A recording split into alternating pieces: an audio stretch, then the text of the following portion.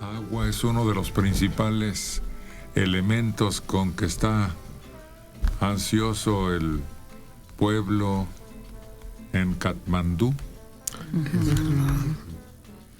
en la zona afectada por los terremotos, y pues es imposible, líquido vital le llaman, ¿no?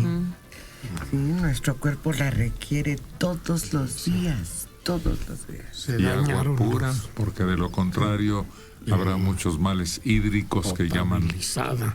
Sí, porque parece que se dañaron los sistemas que tienen ahí de abastecimiento, las tomas. El principal sistema de distribución se Y rompió. el aeropuerto congestionado y los caminos obstruidos. Ahí es donde entra la tecnología, porque hay países donde tienen agua pura. Estados Unidos, ¿no? Tiene hasta popotes para filtrar el agua de los charcos. Ah, sí. Sí. Bueno, yo recuerdo que en los conflictos bélicos de Estados Unidos dotaban a sus fuerzas con pastillitas Potabilizadoras. que eso garantizaban el consumo de donde la tomaras, de un charco, de un río, de una laguna. Ahora les dan un popotito, el tamaño de una pajita, ¿Sí? como lo conocemos, y con eso le chupan a donde sea agua pura, porque es lo peor que le puede pasar a un soldado, a un turista, que tome agua del lugar donde vaya. Disentería. Y venga la venganza de Moctezuma, que fue muy popular aquí en cierto tiempo por la cantidad de cloro con que purificábamos el agua en este lugar. Y cuando ha habido mundiales en México, los ingleses, ¿no? Tan sangrones que traen su agua para beber porque para bañarse. No se atreven a tomar agua de nuestro país porque sienten que se van a morir si lo hacen. Está lloviendo y ojalá que de alguna manera pudieran acumular poca, pero lo suficiente para mantener hidratado el organismo. Quién sabe con qué persistencia y cantidad las lluvias. El problema es que también la lluvia, la humedad, descompone más rápido los cuerpos. ¿Cuerpo? No, estamos hablando de obtener agua para beber. Aquí. ¿Tú hablas de los muertos? Sí. En Katmandú. Katmandú. No, eso No. ya los controlaron. No, eso, yo creo que no. Y sí hablamos de para beber, de por eso México es un país de primer mundo. La verdad es que el 80% de los mexicanos abren la llave y tiene agua. Hay hasta quien hace su propia presa. Pues ya fue multado y ordenaron tumbar los muros que contenían el agua. Y las ironías de la vida, porque en Tabasco, que es una zona de nuestro país que ha sufrido muchísimas inundaciones, tienen carencia de agua potable.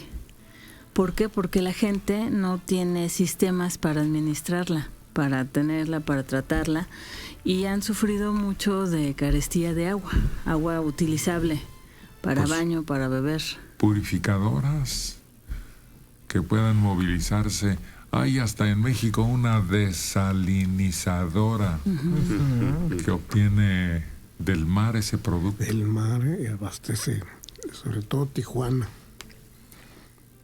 Es una tecnología que entonces era muy avanzada, la de ósmosis invertida. ¿Cómo es eso? Pues se hace pasar a través de una membrana muy Cerrada. porosa, pero de agujeritos muy pequeños. Se hace pasar y por las presiones mismas del líquido electrónicas hace que pase el agua y se queda toda la mugre de un lado, queda limpia. Pues hay dos sistemas aquí en México que han tratado de poner en práctica. Uno es la cantera que conocemos desde niños, un recipiente de, ¿Cómo no? de cantera, por goteo después va llenándose el cántaro Y el otro sistema es llenar una botella con agua y ponerla al sol. Y eso basta para que en 1 hora quede purificada el agua. Se muere. Es por eso sorprendente como el agua de los arroyos, si no es contaminada en el trayecto, se limpia con la caída, con la exposición al aire, con todo. Después de un buen tramo ya es potable. Buenos días, Radio Centro. Hay un arroyo que yo creí que ya no existía ahí en Cuautla. Había un hotel muy bonito que se llamaba Linda Vista, que está casi en la salida rumbo a Huedionda. Y tenía a un lado un arroyo, pues no muy ancho, pero muy caudaloso. Y de un agua clarísima. Y ahí íbamos de vacaciones. Y no hace mucho fui y ya no está el hotel, está un taller. Dijo, ya le dieron en la torre a Pancle, que le llamaban. Y no, está tal cual y muy bonito, muy clara el agua. En las estacas, es agua cristalina, tan cristalina que te permite ver el fondo, ves los peces, las rocas que hay abajo, los troncos que muchas veces se caen, que puedes ir nadando y nada más sientes el trancazo, pero ahí todo se puede ver, nada más que el agua es heladísima. Bueno, Sí, todo eso, tienes a Huedionda, tienes otros puntos como La Presa y algunos balnearios de agua térmica. fría o fresca, pero son escurrimientos de los volcanes que van a dar hasta allá por ríos subterráneos. Pero aquí cerquita en el Peñón siguen sacando agua. Siguen los famosos baños.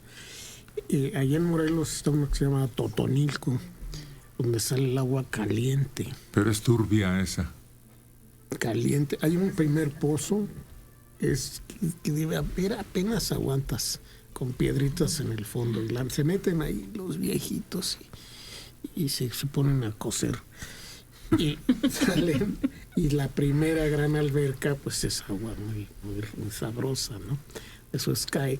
Hay otras 3 albercas donde pues, se va enfriando de bajada. Pero es un lugar extraordinario y ese ejidal es administrado por el pueblo.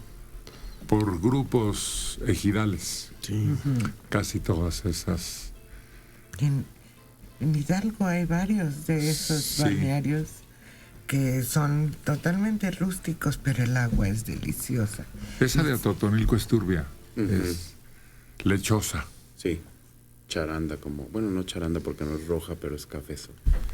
Pero Porque los- también salen los azufres y ahí la aprovechan, crean energía con esa. pero la de Hidalgo es clara. No, tampoco. Tampoco es clarita. Casi toda el agua caliente es como es sulfurosa, tiene un color distinto. Hay la que sale amarilla, la que sale café o la que sale roja de plano. Pues a ver cómo les va a esta pobre gente desesperada por alimentos, por agua, por servicios médicos, por brigadas de rescate. Ya hasta los perros están realizando un labor Buenos días. de localización. Acaba de aparecer un bebé Ay, sí. que creían ya que no había nadie y empezaron a retirarse los rescatistas. Aquí está, mira la información. Y que escuchan un llanto de bebé. Y el canijo chiquillo de esa manera alertó a la brigada y se regresaron. Katmandú, Nepal. Las historias milagrosas se siguen presentando. La desesperación se apodera de los damnificados que buscan entre los escombros con sus manos retirando piedras y demás partes de lo que era una vivienda. En una de estas luchas contra el dolor, en busca de un milagro, fue encontrado un bebé de 4 meses de edad que permaneció más de 72 horas entre los escombros de lo que era el edificio donde vivía con sus papás. Su llanto alertó a familiares y socorristas que removían trozos de concreto, ladrillos y otras partes de las construcciones que se vinieron abajo. Buenos días, Radio Se Centro. trató de un milagro, dicen los rescatistas, porque explicaron que inicialmente recorrieron toda el área y no se percataron de nada. Y entonces, al no escuchar ninguna señal de vida, quisieron seguir adelante, pero cuando habían dado vuelta para retirarse, se escuchó el llanto del bebé. ¿A dónde van? Aquí estoy. Y es uno más de los milagros que en estas situaciones generalmente podemos todavía observar o conocer. Y nuevamente la naturaleza, el haber estado tanto tiempo en el estado intrauterino, le permite sobrevivir. ¿Ya las cuántas horas? 72. Hace hambre, mamá. Ahí sí ya lloró con desesperación, fíjate. Pero las horas anteriores, mientras estuvo ahí la brigada, y estuvo un buen rato, no lloró. Y no tiene ningún daño. Tiene rasguños, tiene, Escoriaciones. pero no tiene ningún daño importante. No afectó ningún órgano, el derrumbe, nada. Pues normal, el raspón, todo eso, ¿no? Ay, sí. Son milagros. Para ¿Qué, nosotros qué nos milagros. asombra? Pues aquí fueron como 30, ¿no? ¿Cuántos fueron aquí? No, fueron 10 o algo así, ¿no? 10 o 12, ¿no? Por ahí. Pues nos asombra nada más el relato que hacen los rescatistas de que ya se retiraban, Conmovedor. de que pensaban que ya no había señal de vida. Y el chiquillo llama, como dice Dora, alertándolos y señalando, ¿En dónde oigan, están? Sí. ¿falto yo? Sí. Que de haber llevado perros, guía posiblemente, o perros, posiblemente estos se hubieran dado antes con el bebé, porque su olfato en ese sentido es sensacional, los que están entrenados para rescate. Pero no, aquí fue el grupo y estaban conmovidos los rescatistas, emocionados a la hora que lo sacan. Es eso, no es que nos asombres, son simbólicos. Son motivacionales, por eso los repiten los medios, lo repiten las historias populares. Eso los impulsa a volver a buscar.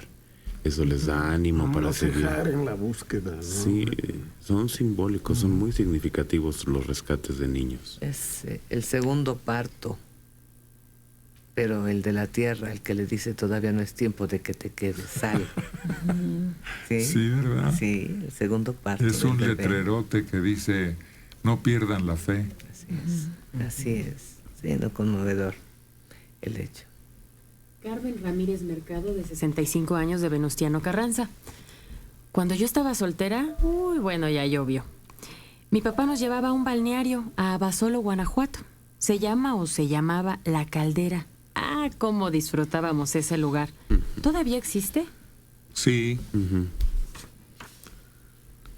hay un hotel muy grande ahí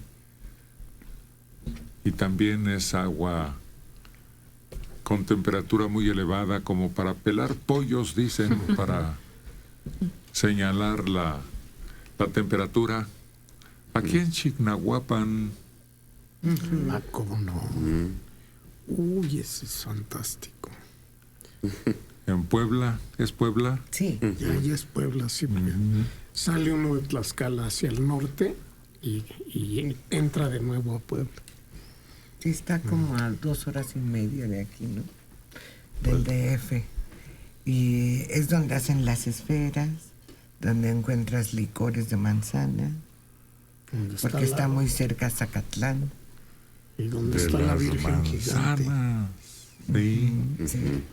esa imagen religiosa enorme. Enorme. Pues debe haber muchos puntos.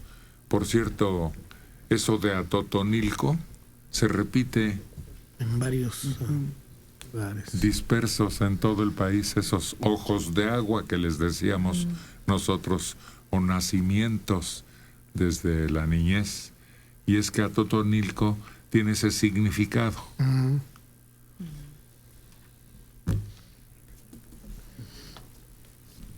José Morales de Naucalpan tiene 57 años.